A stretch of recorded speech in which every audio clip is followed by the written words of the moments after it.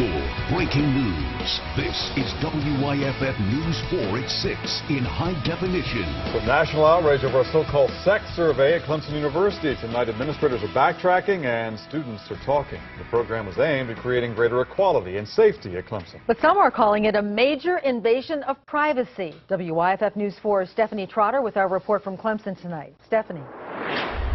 Students here are used to giving tests and providing answers, but everyone we spoke with on campus today said the university has gone too far. This fall, each student, staff, and faculty member was to take a one-hour online course to prevent discrimination, harassment, and assault. But students say they felt violated by questions they were forced to answer within the interactive program. It was just obviously really personal, and I was going through it, and it said anonymous. I didn't think about the fact that it was tied to your student ID, so obviously they know who you are. Dr. David Woodard shows snapshots of some of the questions, probing the participants' sex lives down to specific acts, if protection was used, and if drugs or alcohol were involved. This is the first time anything's been mandated, and then to see what it was, I mean, it was just so offensive. Students, parents, and alumni pressed back, along with national media. Just before midnight last night, administrators suspended the program for review. News 4 asked if it was appropriate to ask sexually explicit questions of 18-year-olds. That's part of what we are reviewing. At present time, reviewing all of the questions that are included in the online module, and we'll make determinations. Late this afternoon, administrators told us that review is already underway. They're not sure how long it will take. Stephanie Trotter, WYFF News 4, Clemson University. And administrators say other universities are using the same online training module, all in an effort to meet federal requirements. The man accused of shooting a U.S. Marine while he slept is back in North Carolina tonight, having been arrested in Anderson County. 22-year-old Levance Gadsden was arrested on a fugitive warrant. The shooting happened in the Marine's off-base home back on March 8th. Gadsden was extradited to Onslow County, North Carolina yesterday. He is charged with attempted murder and assault with a deadly weapon. This man, Jeffrey Fowler, stands accused of tying a man to a bed, beating him with a miniature bat, then a claw hammer, then a pipe. Authorities say he then put a knife to the man's throat. They tell us all this happened Sunday on Pioneer Drive in Spartanburg County. Fowler tonight is charged with kidnapping and attempted murder. He's also charged with assault and battery that night involving his ex-wife.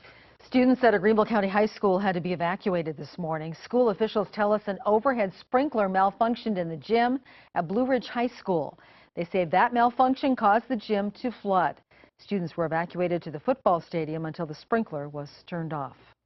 Well, Sunday is the 25th anniversary of Hurricane Hugo coming ashore on South Carolina and changing the state forever. The Emergency Management Division plans to live tweet Hugo's landfall Sunday night.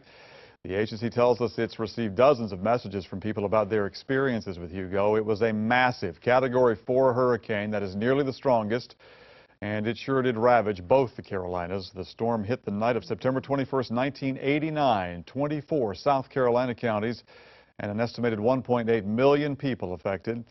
And of course, if such a thing happened again, WYFF News 4 will make sure you have all the information you need at your fingertips. We would have live coverage from our mobile app and our hurricane app as well. Times have sure changed since 1989, and we're there with you with the technology. Use ours to monitor any hurricane's progress near the Carolinas and Georgia. This fall, you're invited to get lost in a maze with a message. It's one that could ensure that you have fresh fruit and vegetables to eat for years to come. WYFF News 4's Mike McCormick is live and local in Chesney tonight. Mike, where's the maze?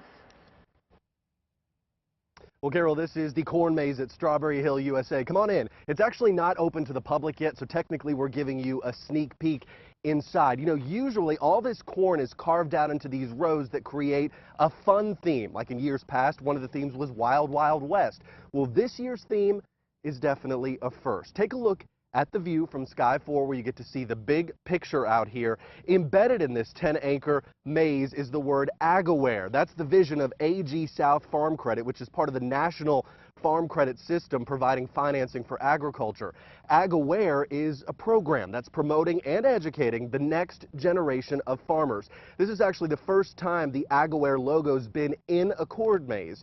AG South Farm Credit pitched it to Strawberry Hill, which symbolizes generations of family farmers. Strawberry Hill USA has been a family-owned and operated farm since 1946.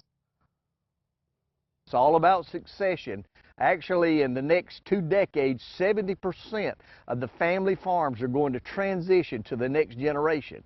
And that's part of our vision with AgAware, to prepare that next generation so that we have a strong nation, because I believe that where this nation goes in a large part is where agriculture goes, because it's such a powerful part of who we are. The corn maze here at Strawberry Hill USA opens up for the season on Saturday. To learn more about the maze or Strawberry Hill, or to find out more about the theme AgAware, look for the link in the On TV section of WIFF4.com. Mike McCormick, WIFF News 4, live tonight in Chesney.